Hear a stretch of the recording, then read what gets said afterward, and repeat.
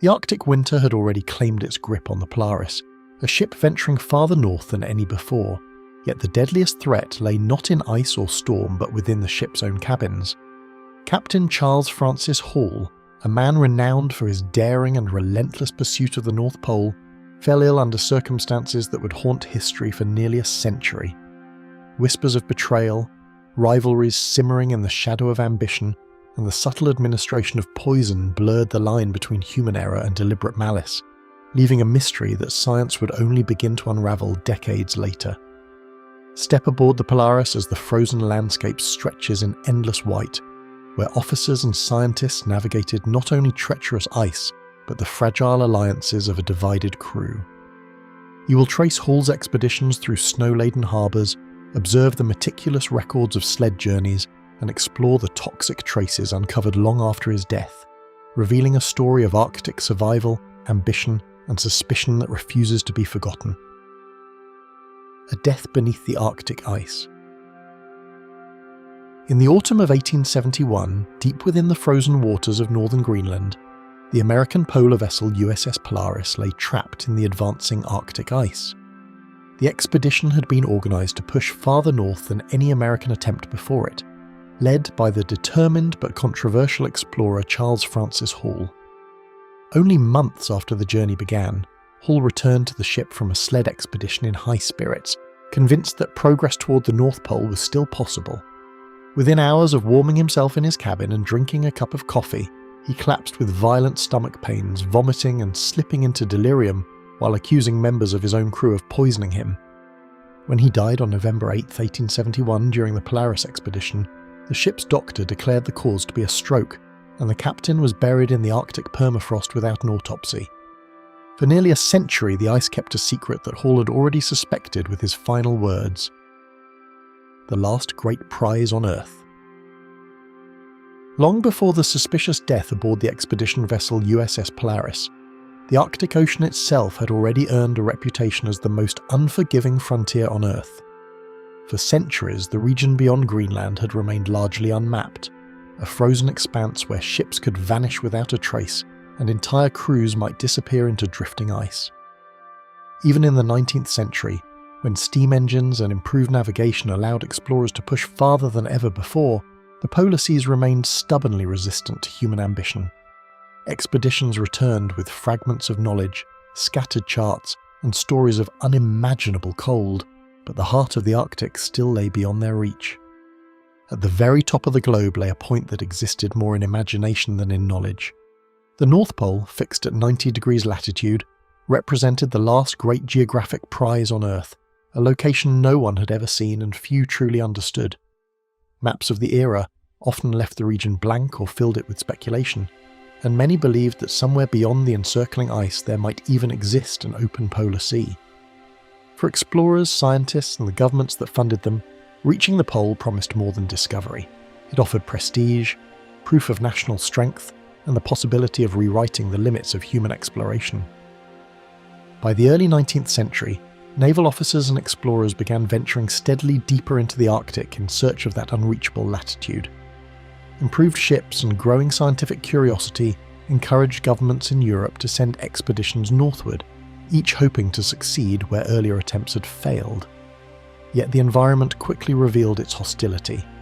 The Arctic Ocean was not a solid frozen plain, but a shifting mosaic of ice floes that drifted slowly with winds and currents, often trapping vessels for months or crushing their wooden hulls without warning. Among the first to attempt the impossible was British explorer William Edward Parry, who in 1827 launched a remarkable effort to reach the pole by travelling directly across the ice.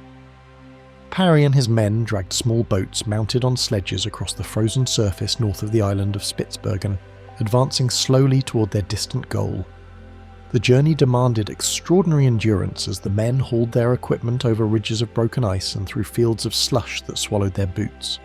For days they marched north under the endless summer sun, believing that persistence alone might carry them to the top of the world. What Parry discovered during that journey quietly reshaped the entire understanding of the polar region. Despite their exhausting progress across the ice, careful measurements revealed that the drifting pack was moving south beneath their feet, undoing much of the distance they had travelled each day. The explorers were walking north while the ice itself carried them backward. Eventually, Parry accepted the futility of continuing and turned back, but the lesson remained clear. The polar ocean was not a stable landscape, but a restless environment whose movement could defeat even the most determined expedition. Decades later, American explorers began pushing into the same frozen corridor north of Greenland, hoping to exploit narrow channels that earlier expeditions had only begun to chart. These waters, particularly the route through Smith Sound between Greenland and Ellesmere Island, appeared to offer a possible pathway deeper into the Arctic basin. Ships entering this region could sometimes travel surprisingly far before encountering impenetrable ice, fueling the belief that a navigable route toward the pole might exist. Leading one of these early American ventures was physician and explorer Elisha Kent Kane, whose expedition in 1853 ventured farther into Smith Sound than any before it. Kane's men endured brutal conditions as their ship became trapped in the ice and the sun disappeared for the long Arctic winter. During the darkness, they survived through a combination of hunting, improvisation, and determination, while Kane himself led sled journeys across the frozen landscape to explore the unknown coastlines beyond. Although the expedition ultimately failed to reach the pole, Kane returned with valuable observations that convinced many Americans the northern route through Smith Sound remained promising. Following in Kane's wake, Arctic explorer Isaac Israel Hayes attempted to push even farther north during the early 1860s. Hayes believed that beyond the heavy ice barriers, there might exist stretches of open water that could carry a determined expedition closer to the pole. His journey confirmed parts of Kane's discoveries while expanding the map of northern Greenland, yet the same familiar obstacles appeared again and again. Thick ice blocked progress, storms battered the ships, and the extreme cold punished even the most experienced crews. Yet with every expedition that ventured northward, the Arctic seemed to reveal another layer of resistance. Ships became frozen into the pack and drifted helplessly for months, forcing their crews to survive winters in darkness while waiting for the ice to release them. Sledging parties pushed forward across the frozen ocean, only to discover impassable ridges or vast fields of unstable ice. Even when explorers returned safely, their reports often carried a quiet warning that the polar regions possessed a power capable of overwhelming human planning. Looming over all Arctic exploration during this period was the haunting mystery of the lost Franklin expedition. In 1845, the British naval officer Sir John Franklin had sailed into the Arctic with 2 well-equipped ships and 129 men, intending to chart the final stretch of the Northwest Passage. None of them returned. As years passed and fragments of evidence slowly emerged, the disappearance captured public imagination across the world. Search expeditions combed the Arctic for clues, while newspapers speculated endlessly about the fate of the missing crews. Across Europe and the United States, reports of these voyages transformed Arctic exploration into a subject of fascination followed by millions. Every new expedition promised answers or discoveries that might unlock the secrets of the polar regions. The Arctic had become more than a remote wilderness. It was now a stage upon which nations tested courage, endurance, and scientific ambition. Surviving the polar environment required far more than enthusiasm because the Arctic punished weak leadership and exposed divisions within a crew with ruthless clarity. Isolation, darkness, and months of confinement inside frozen ships could erode discipline even among experienced sailors. The success of any expedition depended not only on skill and preparation, but also on the fragile relationships between the men who commanded and those who followed. Amid this long history of frustration and frozen retreat, an unlikely figure in the United States became convinced that the pole could still be reached. He had studied the accounts of earlier explorers with intense interest, absorbing every detail of their successes and failures, while forming his own ideas about how the Arctic might be conquered. The man preparing to make that attempt was neither a naval officer nor a seasoned polar commander, but a former newspaper publisher whose obsession with the Arctic would soon place him at the centre of one of its most unsettling mysteries. The unlikely explorer from Cincinnati. Few could have predicted that the man who would command one of America's most daring polar expeditions had spent his early years far from any ship or ice. Charles Francis Hall's beginnings were firmly rooted in the ordinary rhythms of Cincinnati, Ohio, a city defined more by commerce than by exploration. The streets were lined with printing shops, newspapers, and the clang of presses, a world of ink and paper rather than frost and shifting ice. Yet, even in this mundane environment, Hall developed a restless curiosity that would drive him far beyond the boundaries of his hometown. In the bustling streets of Cincinnati, Hall operated presses and ink-stained papers, immersed in the routines of daily commerce rather than the ambitions of exploration. His work as a blacksmith, engraver, and newspaper publisher demanded meticulous attention, but it also offered him access to stories of far-off lands, disasters, and daring adventures. The press became his window to the wider world, and through its pages, he absorbed accounts of Arctic voyages and mysterious disappearances that would later shape his obsession. The disappearance of Sir John Franklin's 1845 expedition became a fascination that consumed Hall, each newspaper clipping and report feeding a growing obsession with what had truly occurred in the Arctic. Franklin's 2 ships, trapped in ice, had vanished along with 129 men, leaving behind only fragments of journals, skeletal remains, and speculation. Hall's mind dwelled on these fragments, piecing together patterns and theories that others dismissed as mere conjecture. The mystery called to him with a force that overshadowed every other pursuit in his life. Without formal training in navigation or survival, Hall pored over maps, charts, and journals from every prior voyage, determined to master knowledge that would allow him to survive where others had perished. He studied the methods of seasoned explorers, the timing of ice movements, and the practices of indigenous peoples, attempting to build a personal repository of Arctic expertise. In these private lessons, Hall demonstrated a tenacity that rivaled that of any naval officer, absorbing details others might overlook, from the direction of prevailing winds to the proper construction of sledges and shelters. By 1860, Hall resolved to abandon the familiar confines of Cincinnati and journey north, believing that personal observation was the only path to understanding Franklin's fate. Rather than relying solely on second-hand accounts, he sought to walk the frozen lands himself, to endure the cold, hunger, and isolation that had claimed so many before him.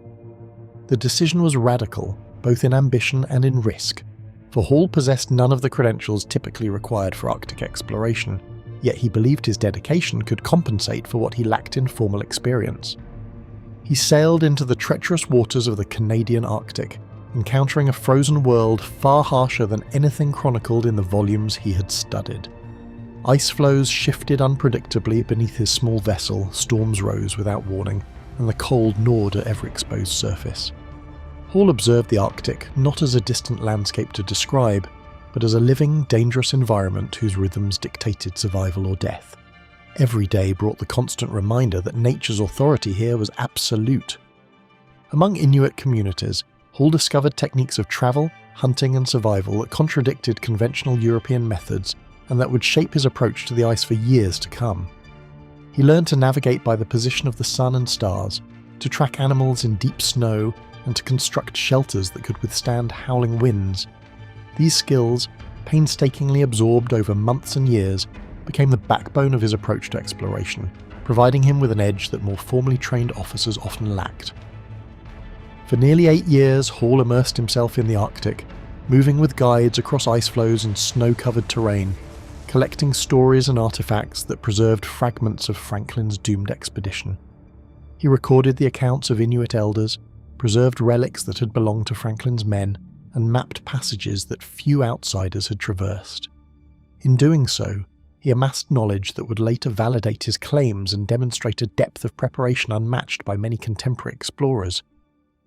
When he returned to the United States, Hall brought tangible proof of what he'd learned, relics of past expeditions and first-hand testimony that challenged prevailing assumptions about Franklin's disappearance.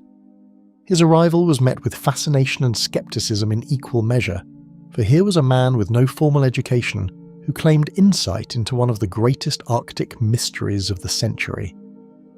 Yet the evidence he presented, clothing fragments, tools, and Inuit narratives, lent a weight to his words that could not be ignored. Despite his lack of formal credentials, Hall's relentless pursuit earned him recognition among Arctic scholars and explorers, and his reputation as a determined and unconventional adventurer began to solidify. Lectures, newspaper accounts, and personal correspondence spread his renown, casting him as both eccentric and visionary. Admirers praised his courage, while critics questioned the wisdom of entrusting him with a government-backed expedition, yet Hall's growing influence was undeniable. The knowledge gained from years of travel and observation transformed Hall's ambitions, shifting them from recovering lost men to charting an entirely new path toward the North Pole itself. The Arctic, once a theatre of mystery and tragedy, has now become a stage for Hall's personal quest, a place where he can test his theories and assert mastery over a region that has humbled countless others. His vision expanded from solving a historical puzzle to claiming a frontier that remained unconquered. With evidence of his capabilities in hand, Hall lobbied tirelessly in Washington, pressing Congress and naval officials to entrust him with a fully equipped expedition to the Arctic's unclaimed northern reaches. He argued that his time in the field, coupled with the skills he had acquired from Inuit guides, made him uniquely suited to lead. Meetings, presentations, and persistent correspondence gradually eroded official resistance, demonstrating that determination and practical knowledge could outweigh conventional expectations. In 1870, Hall's persistence bore fruit as the US government approved funding, and the vessel that would become the USS Polaris was prepared for the journey, marking the moment he transitioned from an unlikely explorer to a national figure of Arctic ambition. Congress granted a $50,000 appropriation, and the ship was retrofitted to withstand the unforgiving ice. Hall's name would forever be tied to this vessel, and with it the hope of an American claim on the North Pole, though the challenges ahead would test not only his skill, but the loyalty and sanity of those who sailed with him. With the vessel ready and his authority affirmed, Hall stood poised on the threshold of a frozen world that had humbled countless others, unaware of the peril and betrayal that awaited him among the ice. A ship called Polaris. The echo of hammers striking iron and the scent of freshly cut timber filled the Washington Navy Yard. As the Polaris underwent its transformation, every stroke a preparation for a voyage few had ever attempted. Shipwrights and labourers moved with careful precision, knowing that the vessel's survival, and that of the men it carried, would depend on the quality of their work. In a time when Arctic exploration had claimed countless lives, even the smallest misstep in construction or planning could mean disaster. The Polaris was not simply being repaired, it was being reinforced into a floating fortress capable of withstanding the crushing pressures of polar ice, its hull bolstered with layers of solid oak and sheathing of iron that glinted under the winter sun. Every bolt driven, every timber sealed, carried with it the silent promise of ambition, danger, and the unknown that lay far to the north. Thick oak and iron plates were meticulously bolted to the hull, reinforcing the vessel against the Arctic's unpredictable ice, while the decks were outfitted with stoves, storage, and sledging equipment meant to sustain men in a frozen void. Engineers installed blubber-fired heaters designed to combat temperatures far below freezing, while supplies of pemmican, dried meats, and preserved food were stored in carefully labelled compartments. Instruments of navigation, from sextants to chronometers, were calibrated with painstaking attention, for in the Arctic, a single miscalculation could spell weeks or months of delay, or the loss of life. The Polaris itself became a symbol of human ingenuity, a vessel that merged naval engineering with the practical necessities of survival. But even as it emerged from the yard looking pristine and formidable, the cold reality of the polar frontier loomed over it like a shadow no amount of iron could dispel.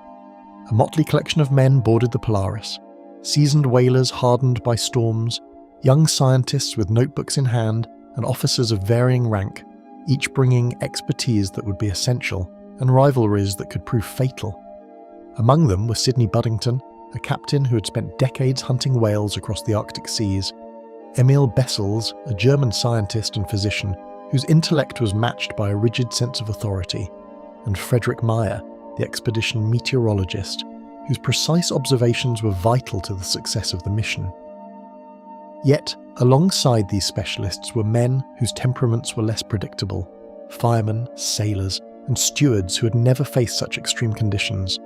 Their personal histories, cultural backgrounds, and previous experiences created an undercurrent of tension, and while the public saw an expedition fully united behind a bold goal, the Polaris carried within its decks the seeds of discord that would only intensify as the voyage progressed. Subtle fractures began forming immediately as questions of command, authority, and competence quietly festered, and whispered disagreements hinted that the unity of the expedition might already be in jeopardy. Charles Francis Hall, despite his obsession with Arctic exploration, lacked formal naval training, and while his charisma drew some men to his cause, others viewed his leadership with skepticism. The Americans gravitated toward Hall, admiring his determination, while the German contingent, aligned with Bessel's, quietly resisted orders they deemed unnecessary or impractical. Even minor decisions, such as the daily handling of scientific instruments or the division of sledging duties, became points of contention, revealing the fragile alliances that balanced the Polaris social hierarchy. In a ship designed for survival, it was not the ice that threatened first, but human ambition, pride, and the simmering discontent that Hall could not easily command. When the Polaris slipped from Brooklyn piers into open water, the crew moved with practiced efficiency, yet beneath the appearance of order, glances and half-spoken words revealed that suspicion and resentment were already drifting like ice in the Arctic wind. Families and the press celebrated the departure as a triumph of American resolve, but those aboard understood that the coming months would test far more than their physical endurance. Storms could strike without warning and ice could crush a hull in moments, yet Hall faced a different challenge. The men he relied upon for survival might resist his authority, undermine his decisions, or act out of personal grievances. Each creak of the timbers and each shiver of the deck beneath their boots was a reminder that the Polaris, though outwardly ready, carried within it a tension more volatile than the polar seas themselves. Even as the ship headed northward along the Atlantic coast, the signs of instability became more pronounced. Crew members argued over rations, debated navigation strategies, and clashed over seemingly minor tasks that revealed deeper divisions. Hall's insistence on following a precise plan, informed by years of study and experience among the Inuit, often frustrated officers accustomed to more flexible methods. Bessel's, armed with his scientific expertise, challenged Hall's authority, and Buddington, whose practical experience had earned him respect among the sailors, resisted orders he considered imprudent. The early months revealed that the Polaris' greatest threat was not ice or storm, but the fragile, brittle network of loyalties and grudges that could fracture at any moment. And yet, for all the tension and uncertainty, the Polaris remained a vessel of promise and ambition, a floating laboratory and refuge designed to conquer one of the Earth's final frontiers. Every provision stocked, every bolt tightened, and every calculation made was a testament to the audacity of those willing to challenge the Arctic. Still, the story of the ship and its men was only beginning, for beneath the reinforced hull and polished decks, the fragile balance of command and loyalty would soon be tested in ways that no preparation could anticipate. Beneath the polished decks and reinforced hull, unseen tensions simmered, ready to erupt as the frozen Arctic waters awaited their fragile voyage. A crew already at war. Tension thickened immediately aboard the Polaris, as men of varying skill and ambition sized each other up beneath the ship's newly reinforced hull. The gleaming iron and oak that had been added to prepare the vessel for the Arctic's brutal ice served as a constant reminder of the danger ahead, yet within the crew, another peril quietly took hold, a deepening mistrust among those who would soon rely on each other for survival. Orders were given, charts were examined, and supplies were stowed, but beneath the routine of preparation, personal ambitions and grudges were already shaping the expedition's fragile hierarchy. The smell of tar, cold wood, and newly polished brass mingled with the underlying tension, creating an almost tangible weight that pressed on every man aboard. Hall's certainty in his Arctic knowledge often collided with the practical experience of those who had spent decades at sea and ice. He spoke of records to be broken and territories to be mapped, but his words sometimes fell flat among men who measured success not in exploration alone, but in survival and discipline. Officers accustomed to strict naval hierarchy found themselves uncertain how to respond to a leader whose authority was earned more through charisma and obsession than through command experience. Even the simplest decisions, when to deploy sled teams, how to ration supplies, became subtle tests of loyalty and judgment, revealing fissures in a crew that should have been united by purpose. Occasionally, an unexplained delay in unloading stores or a mislaid instrument seemed trivial, yet to the observant, it hinted at the fragile cohesion aboard. Sidney Buddington's lined face and calloused hands carried an unspoken authority that no paper credentials could match, yet he remained formally subordinate to Hall. A veteran whaler, Sidney had navigated icy waters and endured storms that could shatter lesser men, and his instincts often put him at odds with Hall's more ambitious impulses. Their disagreements, at first polite and measured, soon grew sharper as Sidney questioned Hall's orders and openly challenged his decisions, particularly regarding how far north the Polaris should push before winter ice forced a halt. Other crew members watched these confrontations closely, some with quiet approval, others with unease, recognizing that the tension between Hall and Sidney threatened the chain of command itself. Even seemingly minor disputes, like the proper storage of provisions or handling of coal, carried an almost symbolic weight, a proxy for deeper power struggles. Emil Bessel's moved with quiet, deliberate purpose, and the precision of his scientific training sometimes appeared as cold defiance to those around him. A German physician and expedition scientist, Bessels had no interest in the politics of command, yet his meticulous nature and insistence on proper protocols created friction with Hall, who prized bold action over deliberation. Bessel's observations, though invaluable for navigation and health, were often met with impatience, and small disagreements over procedures escalated into deeper suspicions. To some men, the physician's insistence on control over scientific matters seemed like a subtle undermining of the captain's authority, and whispers began to circulate about divided loyalties. Occasionally, a stray measurement or chart annotation became a source of silent questioning, suggesting to the crew that control of knowledge could rival control of command. Alliances began to form in subtle ways, unnoticed conversations and approving glances carving invisible factions that would later dictate the expedition's fate. Nationality and professional background became markers of alignment. Germans tended toward Bessel's side, valuing scientific rigor, while American sailors and officers leaned toward Hall or Sidney, trusting experience and audacity over academic precision. The crew's personal histories, prior disagreements, and mutual resentments, often long buried before this voyage, resurfaced with a quiet intensity that eroded camaraderie. Even those who sought neutrality found themselves pulled into disputes as seemingly small slights, disputed navigation orders, debates over rations, or disagreement on sled deployment, revealed the depth of the crew's divisions. In the evenings, whispers carried across the deck, barely audible over the creak of the hull, hinting at grievances that would later explode in unforeseen ways. Debates over navigation, supplies, and strategy became frequent, each disagreement leaving a faint but indelible mark on the fragile cohesion of the crew. Hall's push for the farthest possible reach northward clashed repeatedly with Sidney's cautious assessments of ice conditions and Bessel's concerns for his men's health. Decisions that should have been cooperative instead became tests of influence, with each officer attempting to sway the crew to his perspective. The Polaris, though well-stocked and technically ready for the Arctic, began to feel like a vessel teetering on the edge of discord, where every order could trigger a ripple of dissent. Even routine tasks, like checking sled runners or arranging hammocks, became charged with scrutiny, as every eye seemed to measure competence, obedience, and potential betrayal.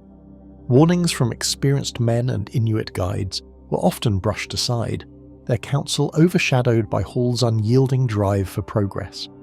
Hall had learned much from the Inuit during his earlier expeditions, yet on the Polaris, even their guidance could not fully bridge the gap between the competing factions aboard.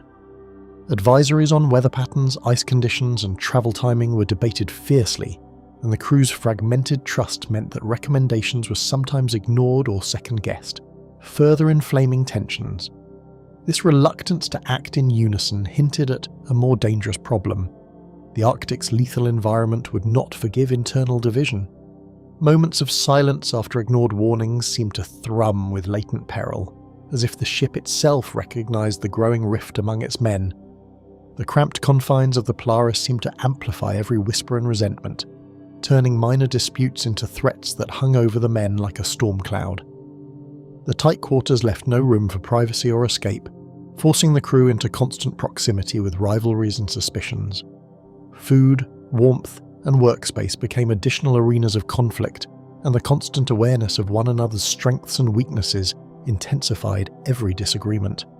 Even casual interactions carried the weight of judgment, and laughter or jest often masked unease, as men silently calculated alliances and measured the loyalty of those around them. The rhythm of the ship, from the steady churning of the engine to the creak of timbers in the cold, seemed to underscore the tension, turning ordinary sounds into subtle reminders of the fragile equilibrium on deck. The Polaris lay still in open water, yet the crew's hidden tensions had already plotted a course toward calamity that no navigation could prevent. Into the frozen north. The Polaris slid cautiously from open water into the narrowing channel of Smith Sound, the Arctic ice pressing in like an unseen hand guiding them northward. Each day brought colder winds and longer shadows, and the distant silhouettes of icebergs, jagged and silent, seemed to track the ship's progress as if waiting to test the crew's resolve. Below deck, men whispered of creaking timbers and strange noises that echoed through the hull at night, yet above the decks the officers debated maps and ice charts with a meticulous urgency, aware that one misjudged floe could seal their fate. Every mile north was a record in itself, yet the achievement came with the gnawing unease that the ice might claim them before triumph could be celebrated. As the Polaris pressed further, the environment became a force almost sentient, shaping decisions as much as the men aboard. The ice fields shifted with subtle currents, sometimes opening temporary channels, sometimes closing around the ship with terrifying finality. Hall, exuding the confidence that had carried him through prior expeditions, measured the floes with both curiosity and obsession, noting how each formation could conceal dangers beneath the waterline. Officers and crew alike grew hyper-aware of sounds in the stillness, cracking ice, distant groans, and the occasional low rumble that might signal an impending shift. The Arctic, in its vast silence, seemed to whisper that control was an illusion. Winter approached with a sudden intensity, and the Polaris' push north was slowed by ice that grew dense and unyielding. Decisions once routine now carried an almost ritual weight. Sleds were packed, provisions counted, and the ship's drift was observed with near reverent caution. Even small choices, whether to place a lantern at the masthead or to chart the edges of a new floe, took on amplified importance. Men sensed that errors, even trivial ones, might be fatal. This awareness fostered a strange camaraderie among some, while quietly exacerbating rivalries among others, as each crewman grappled with both awe and fear of the frozen world pressing in. Subtle signs of stress began to emerge, and even seasoned sailors noted the strain of long hours in confined spaces beneath freezing decks. Conversations became clipped, and laughter often carried an edge of unease, while hushed disagreements about routes and rations hinted at deeper fractures. Hall's ambitious directives occasionally collided with Buddington's caution, and the tension extended outward, infecting the crew's routine with silent speculation. Every glance and whispered comment seemed laden with meaning. Each man wondered who could be trusted when survival itself felt uncertain. The ice outside became a mirror for the division within, reflecting an environment as indifferent as it was perilous. Scientific observations were no refuge from tension. Bessel's meticulously recorded temperatures, ice thickness, and the health of the crew, yet his precision was sometimes mistaken for criticism. Debates over sled deployment and the assessment of ice conditions grew more pointed as days passed, and even routine health checks became small tests of obedience and judgment. The men, caught between the authority of Hall, the expertise of Buddington, and the meticulous scrutiny of Bessels, were forced to navigate a web of competing loyalties while the Arctic tested their endurance at every turn. Trust was fragile, and each observation could carry consequences beyond the data it recorded. By the time the Polaris reached the latitude where Hall declared they would attempt to winter in the ice, the crew had become acutely aware of the perilous nature of their situation. The cove they named Thank God Harbour offered temporary shelter, but the ice, thick and unyielding, threatened to trap them for months. Setting the ship in the frozen harbour was a practical necessity, yet even this safety brought unease, as the long polar night promised weeks of darkness, isolation and confinement. The Arctic's beauty was deceptive, a glittering mask for danger that could strike silently and without warning, and the crew now realized that their survival would hinge as much on unity as on experience. Amid the frozen stillness, Hall's obsessive mapping and relentless drive clashed increasingly with practical considerations of safety, leading to debates that left no clear victor. Officers huddled over charts, comparing past expedition logs with their own observations, yet the crew's fractured loyalties meant that consensus was fleeting. Even minor disagreements, routes for sled teams, the timing of provisions, or assessments of ice pressure were magnified under the Arctic's oppressive weight. Each decision became a subtle power struggle, and the frozen landscape outside seemed to amplify every uncertainty, as if the ice itself were listening to the whispered counsel aboard the Polaris. As the men settled into the enforced halt at Thank God Harbour, the silence of the Arctic was almost palpable, broken only by the groan of ice against the hull and the distant howl of wind across the floes. Shadows lengthened inside the ship, and men found themselves staring across tables and decks at one another with a mixture of suspicion and weary dependence. The Polaris had pushed farther north than any ship before, yet the real challenge, enduring the unyielding cold, the darkness, and the fragile bonds among men, was only beginning. Each decision, each glance, each measured word now carried the weight of survival itself, and the Arctic seemed poised to exact its toll in ways far beyond frostbite or hunger. Below the frozen expanse, the Polaris had achieved its northernmost reach, yet the true peril lay not in the ice surrounding them, but in the fragile hearts and hidden motives confined within its wooden walls. Winter at the edge of the world. The first weeks of polar night swallowed the Polaris in an unbroken gloom, leaving the men to confront silence, frost-laden cabins, and the strange intimacy of their own fears. The sun disappeared completely, and the Arctic horizon became a featureless expanse of grey and white, where wind and ice seemed to move with deliberate purpose. Even routine tasks, feeding sled dogs, tending coal stoves, checking rigging, took on a heightened significance, each action shadowed by the knowledge that any mistake could be fatal.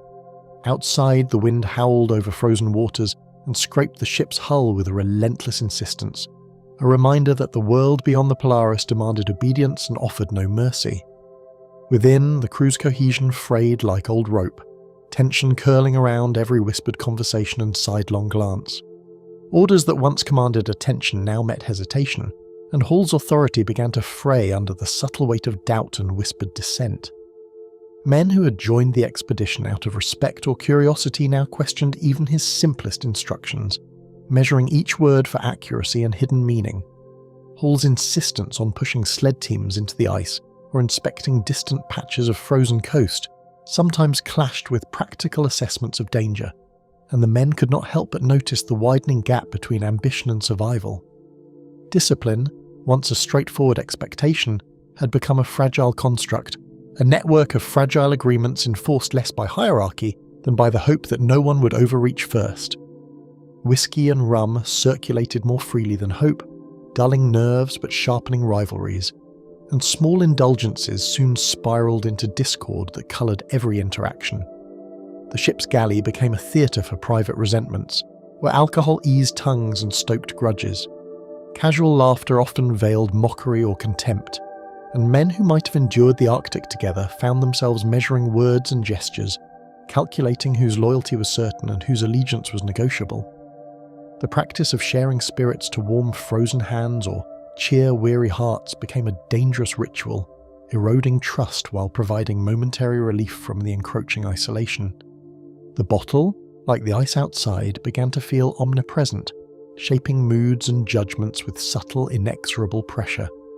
Crew members gravitated toward invisible lines of allegiance, their loyalties shaped as much by nationality and profession as by admiration or suspicion of their superiors. Germans often sided with Emil Bessels, valuing his measured approach to science and health, while Americans and whalers leaned toward Hall or Sidney Buddington, trusting experience and instinct over academic rigour. Each minor dispute became a test of influence, with men quietly monitoring reactions and gathering allies. Even neutral individuals could not escape the magnetic pull of factionalism, their every decision observed and interpreted through the lens of emerging rivalries.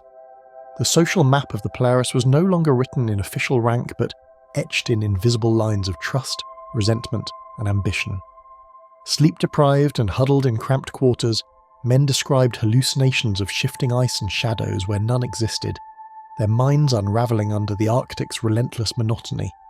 Cabin walls seemed to breathe, and footsteps outside the door imagined or amplified, each sound a potential harbinger of misfortune. Dreams blurred into waking suspicion, and conversations were replayed repeatedly in the mind, with imagined inflections and hidden meanings imposed on every word. The Arctic night, relentless in its duration and intensity, amplified the psychological strain of isolation, turning minor irritations into profound anxieties.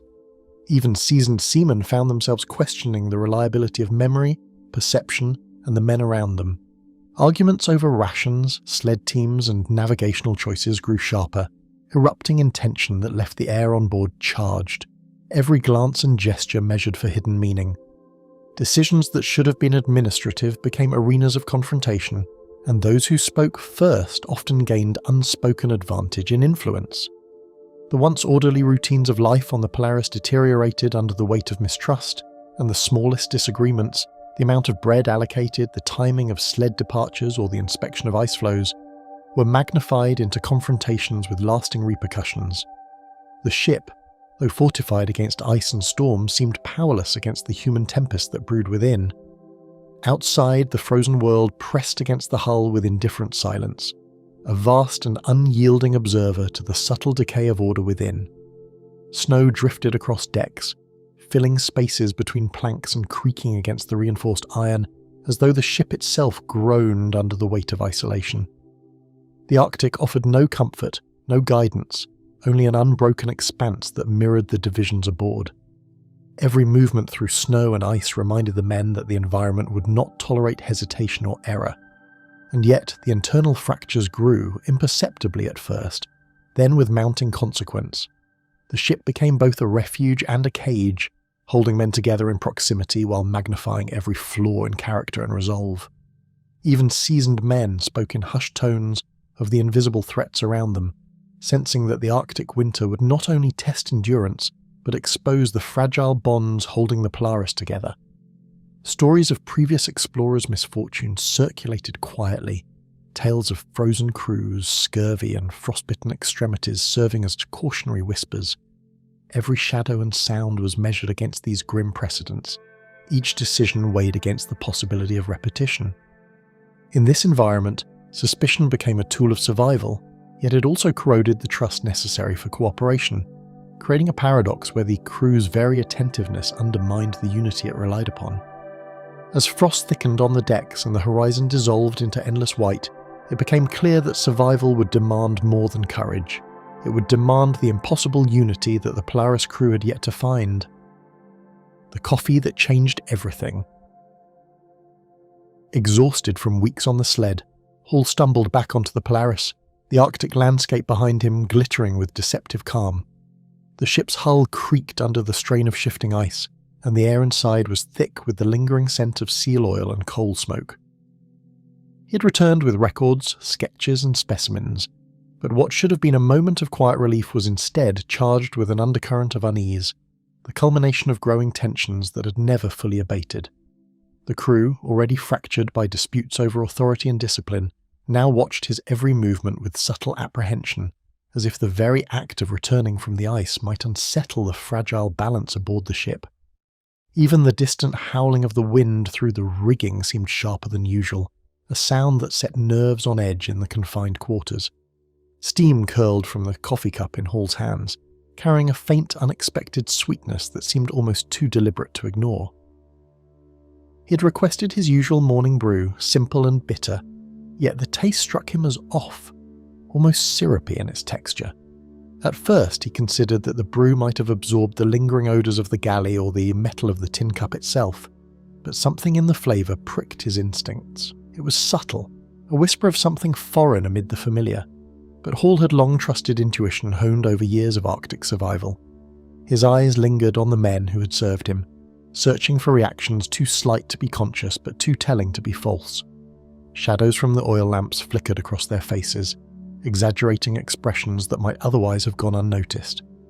A sudden wave of nausea and dizziness swept over him, leaving Hall clutching the edge of the table as the world tilted unpredictably. He had felt seasick before, and the motion of a ship in ice could always trigger discomfort, yet this was different.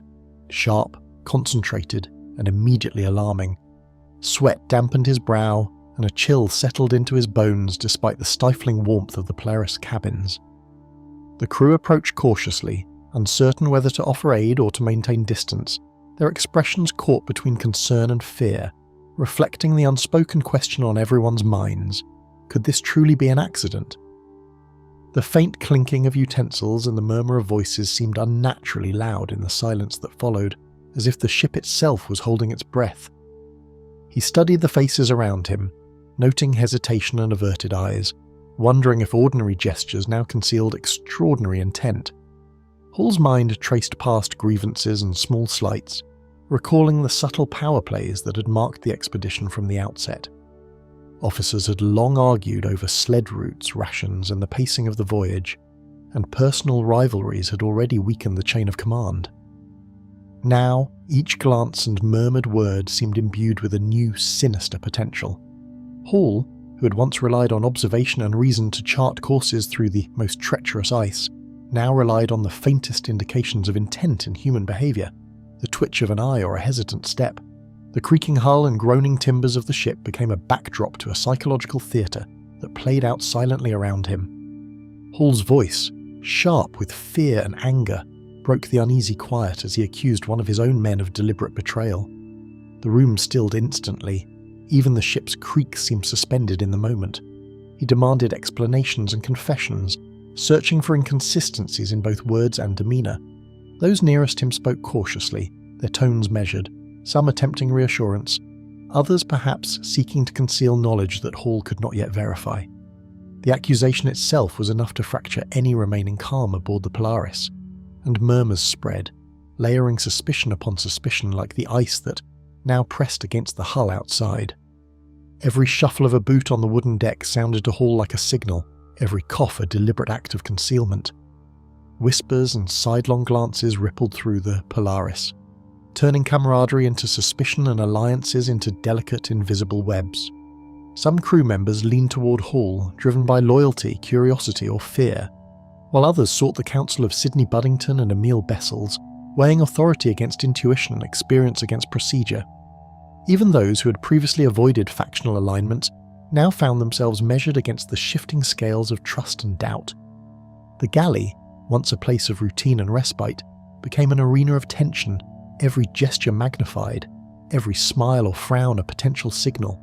The faint odour of spilled coffee or the clatter of utensils seemed charged with secret meaning, and Hull began to perceive conspiracies where none could be proven.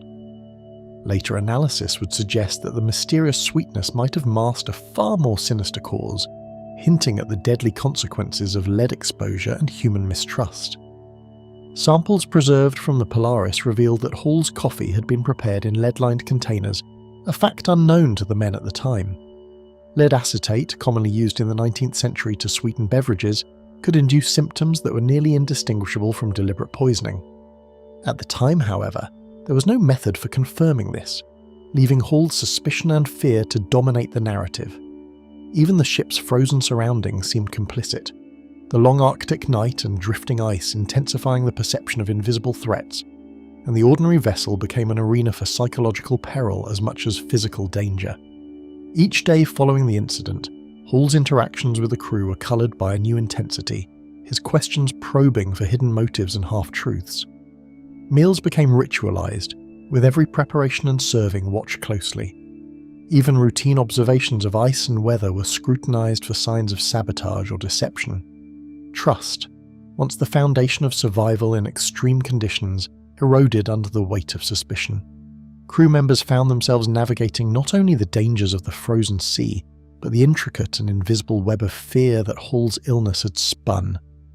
The Arctic itself, with its long shadows and hidden cracks in the ice, seemed to mirror the fractures of human loyalty aboard the Polaris. In that single cup of coffee, the expedition's fragile trust had fractured, leaving a shadow that would stretch across every frozen mile ahead, where the line between human intent and environmental peril would blur in ways no map could chart. The captain's final days. A grey dawn found Hull shivering on the deck of the Polaris, his body weakened by a sickness that began like a whisper but spread with a slow, insidious certainty through his limbs and mind. The Arctic light cut across the ice with a pallid, unforgiving clarity, yet inside the ship the shadows seemed heavier, pressed down by both illness and unease. Men who had once followed his commands without question now moved with hesitation, uncertain whether to step forward with aid or retreat from the possibility that one wrong gesture might ignite his suspicion. The air, thick with coal smoke and the tang of seal oil, seemed to press against him as much as the Arctic cold outside, each breath a reminder of both isolation and the fragility of life in these conditions. Vessels hovered with careful precision, measuring pulse and colour, but Hall recoiled from every instrument and suggestion, convinced that even the observant doctor might conceal truths best left unknown. Every touch, however gentle, sparked a flare of doubt in Hall's mind, a reminder of the delicate balance between survival and betrayal. The doctor's calm instructions to rest, hydrate, and maintain nutrition fell on ears deafened by suspicion and fear. Hall's journals, once meticulous accounts of sled routes and meteorological observations, now contained erratic notes of fleeting paranoia, fleeting glimmers of mistrust that no one aboard could ignore. The ship's cramped cabins seemed to amplify every cough, groan, and sigh, turning ordinary sounds into potential omens, while men exchanged furtive glances that carried more meaning than any words could convey.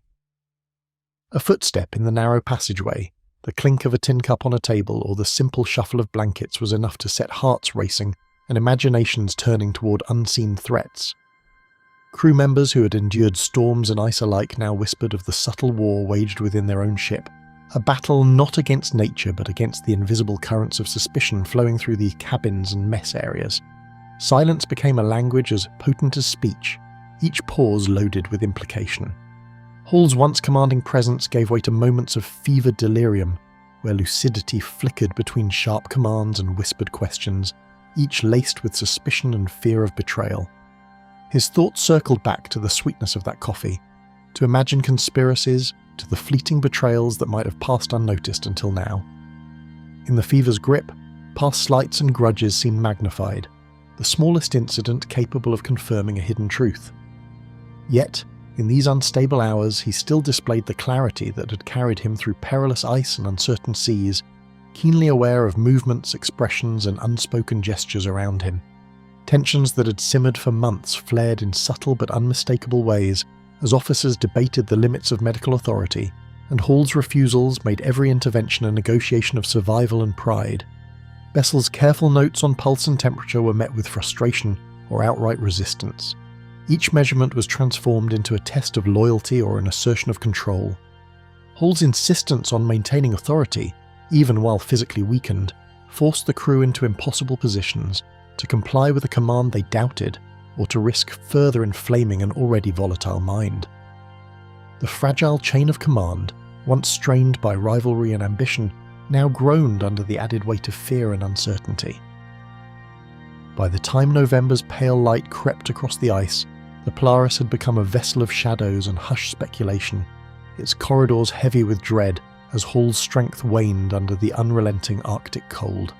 Outside, the ice pressed close, unyielding and indifferent, mirroring the isolation within the ship's wooden and iron shell. Men moved with care, careful not to disturb a captain whose anger, delirium, and suspicion could shift as the Arctic tides themselves. Each day was a trial of endurance, not simply against frost and hunger but against the unravelling of trust and the creeping sense that the expedition's stability might collapse at any moment. When Hall finally succumbed, his eyes closed to the world he had chased across ice and sea, the men around him felt the silence of both grief and uncertainty, aware that the cause of his death might never be fully revealed. The formal rites aboard the Polaris were conducted with precision, yet behind every bowed head and whispered prayer lingered the gnawing question of culpability. Was this death the natural result of illness and exhaustion, or had a subtle hand hastened the end in a moment of bitter mistrust? Those present could only record observations, noting symptoms and circumstances, while the true mechanics of fate remained hidden, as opaque as the ice surrounding them. After the funeral rites were performed, subtle questions lingered, whispered in corners and over meals, each man wondering whether the end was natural, negligent, or orchestrated by hands meant to protect or harm. Conversations avoided direct accusation yet teemed with conjecture, each glance across the cabin hinting at suspicion or alliance. Officers measured not only the remaining men's competence but their perceived loyalty to Hall's vision, scrutinizing interactions for signs of the same subtle betrayals that had haunted the captain in his final days. Even routine observations of ice flows, weather, and navigational readings were tainted with uncertainty, each note potentially a coded message or overlooked evidence of intent.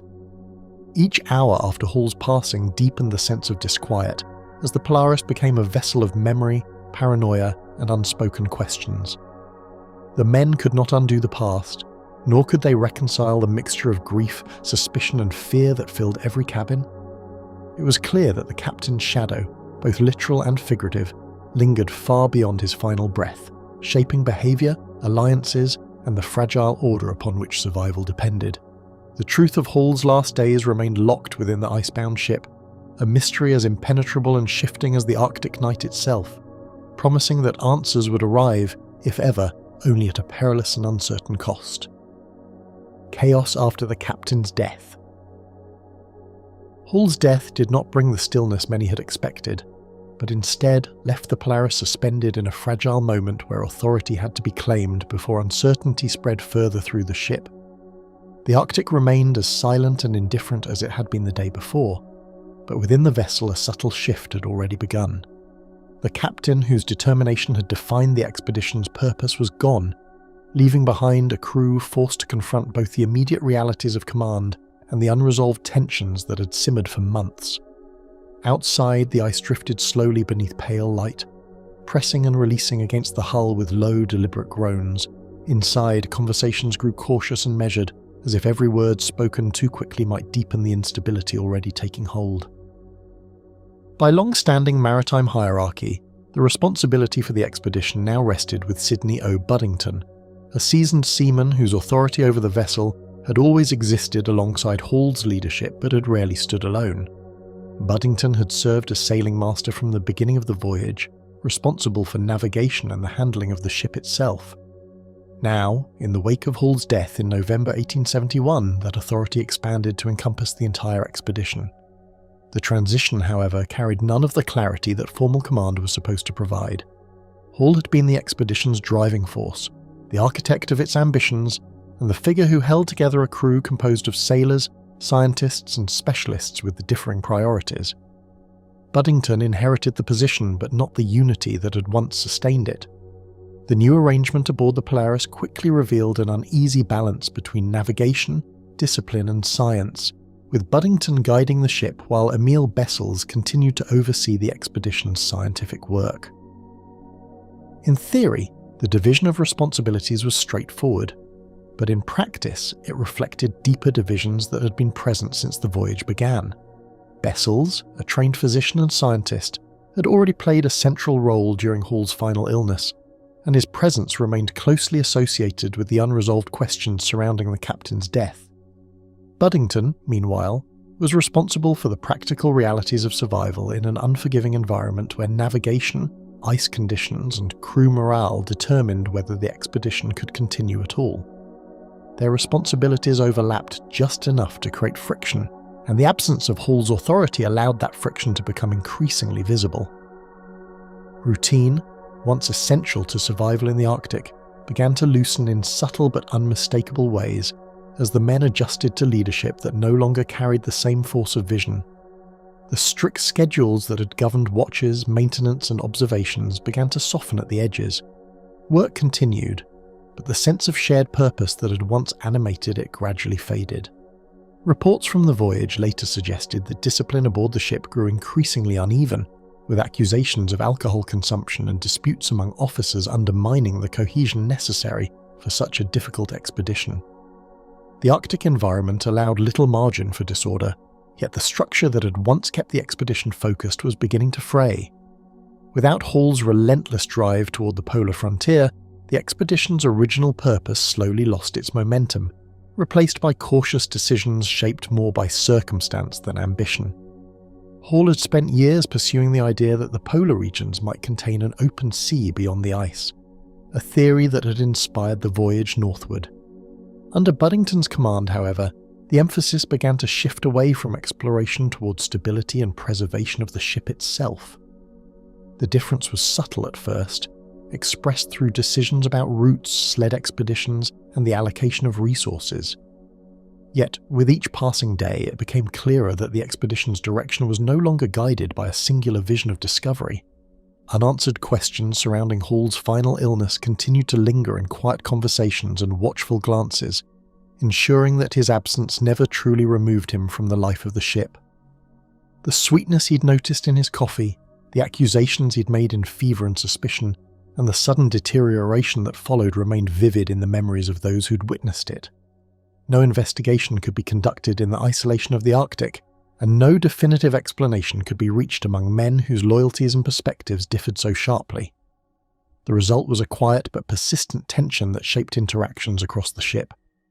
Every conversation carried an undercurrent of caution, and every decision seemed to unfold beneath the shadow of unresolved doubt.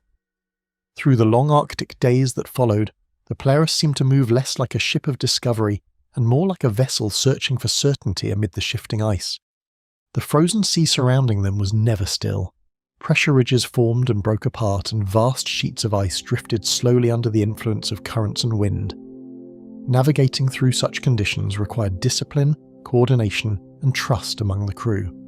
Yet trust was precisely the element most strained by the events that had unfolded. Buddington's authority remained official, but the expedition itself was no longer driven by the unified ambition that had carried it into the high Arctic. What had once been an expedition driven by a single determined vision now unfolded as a fragile arrangement of competing priorities, cautious decisions, and fading confidence. Scientific observations continued, though often with diminished urgency. The crew maintained the ship and monitored the ice, yet the sense of forward movement that had defined the earlier months of the voyage was replaced by a more uncertain rhythm. In the confined world of the Polaris, every creaking timber and shifting floe served as a reminder that survival depended not only on navigating the Arctic itself, but also on navigating the fragile relationships among the men aboard. Far from restoring order, Hall's absence left the Polaris drifting between ambition and survival, a fragile command whose consequences would soon unfold across the frozen Arctic Sea. Adrift on the ice. The fragile order that followed Hall's death would soon give way to an even greater catastrophe, one that tore men away from the Polaris and left them at the mercy of the Arctic itself. In the months after command passed to Sidney O. Buddington, the expedition struggled to maintain direction as the ship drifted within the tightening grip of the polar ice. The season had turned, daylight fading and temperatures falling, while the surrounding pack ice shifted constantly under wind and current. Each creak of the hull and grinding pressure of ice against wood reminded the crew how precarious their situation had become. The Arctic had a way of amplifying small mistakes into irreversible consequences, and aboard the Polaris, uncertainty was beginning to gather like a storm waiting for the right moment to break. During the confusion of an October night in 1872, shifting ice and urgent decisions forced a group of men, women and children onto the frozen surface beside the ship, unaware that the floe beneath their feet was already drifting away. The vessel had become trapped in heavy pack ice, and attempts to lighten the ship by moving supplies onto the surrounding ice quickly descended into disorder. Darkness and blowing snow obscured movement across the floes, while the ship's crew hurried to relocate provisions before the pressure of the ice could damage the hull. In the chaos, 19 individuals, including sailors and Inuit families, found themselves working some distance from the vessel when the ice began to fracture and shift beneath them. By the time anyone realized what had happened, the widening gap between ship and floe had already made return impossible. Only as darkness thickened over the ice did the stranded group begin to grasp the scale of what had happened, watching the ship that had carried them north recede slowly into the frozen distance. Lantern lights flickered faintly against the black horizon before disappearing entirely behind drifting snow and ridges of ice. The sudden silence that followed carried a strange finality, as though the Arctic itself had quietly closed a door between them and the rest of the expedition. Those left behind included experienced seamen, but also Inuit guides and their families, whose knowledge of the Arctic environment would soon prove essential. With little more than scattered provisions and a few tools salvaged in the confusion, they stood on a floating island of ice with no certainty about how long it might sustain them. The immediate challenge was simple in principle, yet daunting in practice. Remain alive on a drifting island of ice with whatever supplies could be salvaged before the separation. A small quantity of food had been brought onto the ice during the hurried unloading of the ship, but it was never intended to sustain a group of people through months of exposure. Shelter had to be improvised quickly, and the survivors began shaping blocks of snow into low windbreaks that could provide at least some protection from the relentless Arctic wind. Clothing and blankets were distributed carefully, and every available scrap of material was used to reinforce their fragile encampment. The ice itself creaked and shifted constantly beneath them, a reminder that their refuge was neither permanent nor entirely safe. In the weeks that followed, the survival skills of the Inuit guides became essential, transforming the floe from a place of sudden abandonment into a fragile but workable refuge. Ipirvik and Takuletuk, who had long experience navigating Arctic conditions, understood how to read the movement of ice and locate opportunities for hunting even in the harshest circumstances. Seals occasionally surfaced through breathing holes in the ice, offering precious sources of food and fuel when they could be successfully hunted. The Inuits' knowledge of snow shelters, clothing, and careful conservation of resources gradually gave the group a structure for survival that many of the sailors had never learned. Without this knowledge, the drifting floe would almost certainly have become a place of rapid decline rather than endurance. Day by day, the ice carried them southward through Baffin Bay, the currents moving their frozen platform across hundreds of miles, while storms and shifting pressure ridges reshaped the landscape beneath their feet. The floe expanded and contracted as surrounding ice collided or separated, sometimes splitting open to reveal dark water beneath. At other times, the pressure forced slabs of ice upward into jagged ridges that had to be navigated carefully to avoid injury. The survivors could do little to influence their course. They were passengers on a slow-moving raft driven entirely by wind and current. Yet the gradual movement carried them steadily southward, away from the most severe Arctic conditions and toward waters occasionally visited by whaling vessels. Months of drifting gradually altered the rhythm of life among the stranded survivors, replacing the urgency of the first days with a quieter endurance shaped by hunger, fatigue, and uncertainty. The long winter nights pressed heavily upon them, with darkness stretching across the ice for hours that seemed to blur together. Rations had to be carefully managed, and hunting opportunities were unpredictable. Yet the group maintained a fragile order, dividing responsibilities and preserving whatever sense of routine they could manage in an environment that offered little stability. The ice itself remained unpredictable, its slow groans and fractures reminding everyone that their refuge could vanish at any moment. As winter began to loosen its grip and the ice fields thinned, subtle changes in the sea and sky hinted that their silent journey might finally be bringing them closer to the routes travelled by whaling ships. The daylight lengthened gradually, revealing wider leads of open water between the floes. The drifting platform beneath their camp had carried them far from the region where they had first become stranded, though none of them could measure the distance with certainty. What they could sense, however, was a shift in the character of the ice itself, the dense polar pack giving way to a more broken and mobile landscape. In April 1873, after nearly half a year on the drifting floe, the survivors were finally spotted by the whaling ship Tigress, bringing an end to one of the most improbable ordeals in the history of Arctic exploration. The vessel's crew had been navigating the ice-choked waters of the North Atlantic when they encountered the unexpected sight of a group of people living upon a drifting floe. Exhausted but alive, the 19 survivors were brought aboard and given the warmth, food and safety that had seemed uncertain for so many months. Their journey across the Arctic ice had covered an extraordinary distance, carried almost entirely by natural forces beyond their control. Yet while 19 survivors were carried safely away from the ice, the fate of the Polaris itself, and the men who remained with her, still lingered unresolved somewhere in the vast Arctic Sea. The investigation that solved nothing. The rescue of the stranded survivors brought relief and astonishment, yet their return to the United States also revived a question that had lingered since the winter aboard the Polaris. How had Charles Francis Hall truly died?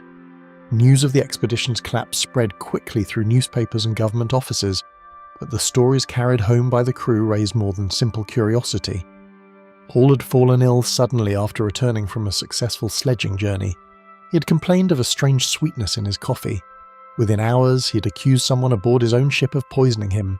Those accusations, spoken during the final days of his life in November 1871, had never been examined beyond the frozen isolation of the Arctic. Now the survivors had returned, and the mystery had followed them south. In 1873, as the scattered members of the expedition gradually returned home, the United States government convened an official inquiry to examine the events that had unfolded in the Arctic. The hearing gathered officers, sailors, and specialists connected to the expedition, seeking to reconstruct the chain of events that had led to the death of the commander and the eventual collapse of the voyage. Questions extended beyond Hall's illness alone. Investigators also wanted to understand how discipline aboard the Polaris had deteriorated, why the expedition had fractured into rival factions, and how a portion of the crew had ultimately been left adrift on a drifting ice floe for months. Yet beneath those broader concerns remained the most troubling issue of all: whether the expedition's leader had died from natural causes or from something far more deliberate. One by one, officers and sailors described the final days of their commander, recounting the strange sweetness Hall had noticed in his coffee and the sudden illness that followed. According to multiple accounts, Hall had returned to the ship on October 24, 1871, after weeks of travel by sled along the northern Greenland coast. The journey had been physically exhausting, yet it had also marked a significant success, pushing the expedition deeper into the Arctic than many earlier voyages had managed. After arriving back aboard the ship, Hall reportedly drank a cup of coffee in his cabin, and soon afterward complained that something about the taste seemed unusual. Within hours, he began suffering violent symptoms, including stomach pain and vomiting, which forced him to take to his bed.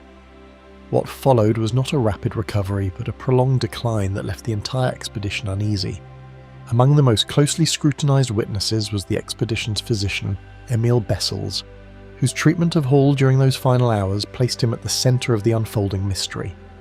Bessels had attended Hall throughout the illness, prescribing medicines and attempting to manage his worsening condition.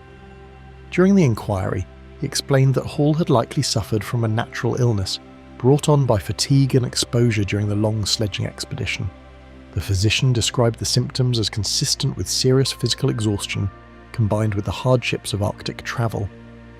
Bessels rejected the idea that poisoning had occurred and insisted that Hall's accusations had emerged while he was delirious with fever. His explanation offered investigators a clear medical interpretation, but it did not erase the memory of the accusations Hall himself had made. As the testimony accumulated, subtle inconsistencies began to appear, with different witnesses recalling the same moments in ways that did not always align. Some remembered Hall speaking clearly and forcefully when he accused members of the expedition of poisoning him. Others recalled a man weakened by illness, drifting in and out of consciousness as fever overtook him. A few described the commander's distrust of Bessels during the final days, noting that Hall sometimes refused the medicine the doctor attempted to give him. Yet none of these recollections provided decisive proof of anything beyond confusion and suspicion during a desperate period aboard the ship. Each account contributed another fragment to the story, while leaving the central question suspended between competing interpretations. However, the inquiry encountered an inevitable obstacle. Almost all information relied on memory instead of tangible evidence. No autopsy had been performed when Hall died aboard the Polaris, and no preserved samples existed that might have revealed traces of poison. The investigators, therefore, had little choice but to rely on testimony given months after the events themselves. Memory, shaped by fear, loyalty, and resentment among the expedition's divided crew, became the primary source of evidence. Without material proof, the inquiry could examine only what witnesses remembered saying and seeing in the cramped cabins of a ship trapped in Arctic ice. After reviewing the available testimony, the investigators ultimately reached a verdict that appeared definitive on paper, yet left many of the deeper questions unresolved. The official conclusion stated that Charles Francis Hall had died of natural causes. His illness, according to the report, had resulted from the physical strain of Arctic exploration, combined with the hardships of the expedition. With that determination recorded, the government inquiry closed the matter. The Polaris expedition was remembered as a troubled voyage that had nevertheless achieved significant northern exploration, while the death of its commander was formally placed beyond suspicion. Although the inquiry officially attributed Hall's death to natural causes, the quiet doubts carried home by those who had sailed on the Polaris ensured that the mystery would not disappear so easily. The grave reopened nearly a century later. The century-old question that had shadowed Hall's legacy took an unexpected turn in 1968, when Chauncey C. Loomis prepared to examine the explorer's remains. Nearly 100 years had passed since the Polaris expedition had returned in disarray, leaving Hall's death shrouded in speculation and conflicting testimony. Researchers approached the exhumation with the care demanded by both history and science, aware that any discovery could alter interpretations of the expedition and the mysterious circumstances surrounding its captain's final days. Loomis, a seasoned Arctic historian and field archaeologist, assembled a team capable of meticulous observation, determined to uncover what centuries of ice, soil and time had concealed. Even the choice of gloves, brushes and trowels reflected the precision demanded by forensic and archaeological standards, each decision acknowledging the fragile boundary between preservation and disturbance. Careful planning preceded the exhumation, as researchers sought to preserve both the dignity of the grave and the integrity of the evidence it contained. Detailed records were reviewed, maps consulted, and the cemetery site meticulously documented, every angle photographed, every measurement taken to ensure a precise reconstruction of events. Tools and techniques were chosen to minimize disturbance, and the team worked with an almost ritualistic reverence, understanding that they were not only handling human remains, but reopening a chapter of Arctic history that had long been locked in ambiguity. The air itself seemed to carry the weight of nearly a century, cold and still, lending the process a tension that was both professional and quietly haunting. The coffin yielded a body remarkably intact for its age, the Arctic cold having preserved subtle traces of the past that would speak volumes to modern science. Even under decades of soil and frost, Hall's skeleton retained fragile evidence of illness, stress and physical trauma that had been documented in contemporary expedition journals. Researchers noted the preservation of nails, hair and remnants of clothing, each detail offering a silent testimony to the man who had pursued the North Pole with relentless ambition. The curvature of his spine, the condition of his teeth, and the delicate traces of tissue told stories that written accounts alone could not capture, illuminating the physical toll of exploration in one of the harshest climates on Earth. Every observation added layers to a story that had once relied solely on speculation and testimony, now augmented by the silent, enduring witness of the body itself. Laboratory analyses revealed arsenic levels far beyond what would occur naturally, forcing scientists to reconcile historical practices with contemporary forensic standards. Samples of hair, nails and bone were subjected to careful chemical testing, revealing concentrations that suggested repeated exposure to the toxic substance. Forensic experts were struck by the magnitude of the readings, which exceeded normal environmental or medicinal intake. The discovery demanded reinterpretation of the events that had taken place aboard the Polaris, raising questions about who, if anyone, had sought to harm Hall and whether the expedition's internal tensions had escalated into a calculated act. Loomis's notes described the palpable tension in the laboratory as each reading confirmed the presence of a poison that could no longer be dismissed as incidental. While arsenic had been widely employed in 19th century medicines, the quantities present in Hall's remains suggested a deliberate administration rather than incidental exposure. Physicians of the era often prescribed arsenic for a variety of ailments, including fatigue and digestive issues, yet the levels identified by Loomis's team far surpassed therapeutic norms. Historical records indicate that lead-lined containers, sweeteners like arsenic acetate, and tonics containing the element were common, yet none could account for the repeated high concentrations found in Hall. The pattern of distribution, concentrated in tissues associated with long-term consumption, indicated that Hall's exposure was not accidental, introducing the chilling possibility that the very men entrusted with his care might have contributed to his decline. The evidence lent new weight to the suspicions that had circulated aboard the Polaris during his final days, transforming whispers of poisoning into tangible, chemical proof. Historians and forensic experts debated the implications, weighing the context of Hall's known illnesses against the new chemical evidence.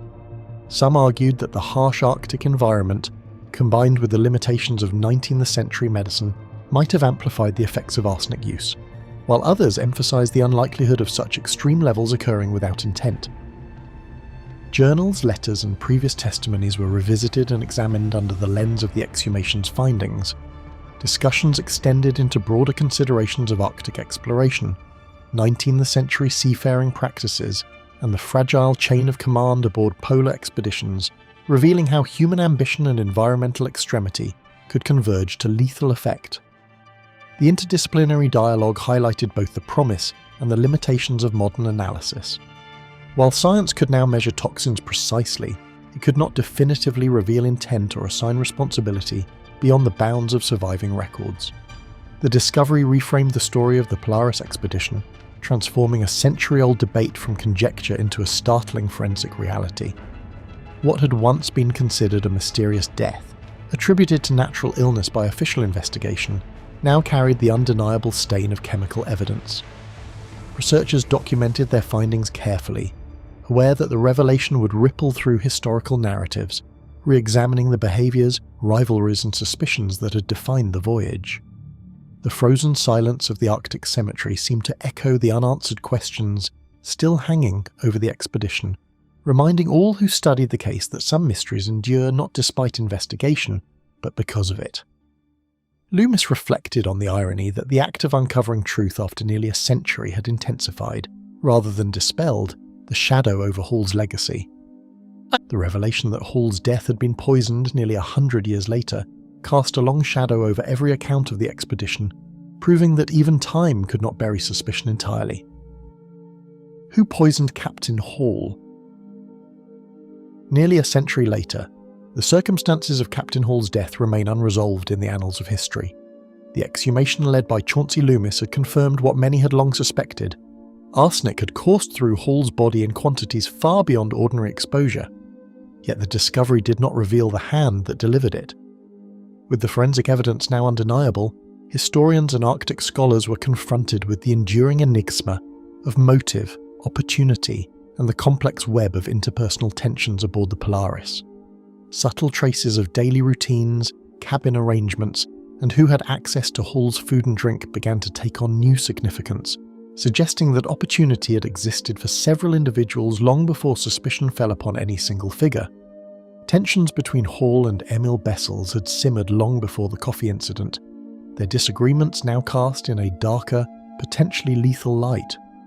Hall, confident in his experience and intuition, often clashed with Bessel's meticulous adherence to medical protocols and scientific observation. Journals from the voyage note disputes over sled party assignments, rations, and the treatment of illness, revealing a persistent friction between leadership and expertise. Some entries describe Bessels as deliberate and unemotional, traits that may have been interpreted by Hall as obstruction or even a challenge to authority. Reports also suggest that Bessels, in the absence of the captain's direct supervision, exercised considerable control over the preparation of medical remedies and tonics, raising questions about how routine care may have intersected with dangerous exposure. Whether these tensions could have escalated into lethal action is impossible to verify, but the combination of access, knowledge, and personal rivalry remains a compelling lens through which to examine the poisoning. Among the Polaris crew, loyalties had always been divided, and small grievances could easily have escalated into calculated acts.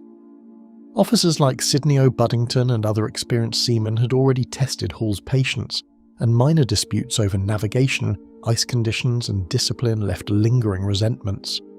The cramped quarters of the vessel forced constant proximity, turning everyday interactions into subtle power struggles. Several testimonies from the US.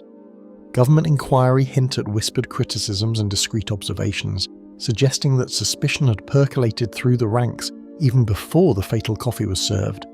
Even the handling of supplies and rations could carry symbolic weight. Those with daily responsibility for stores and meals wielded subtle influence, shaping not only nourishment, but perception and trust.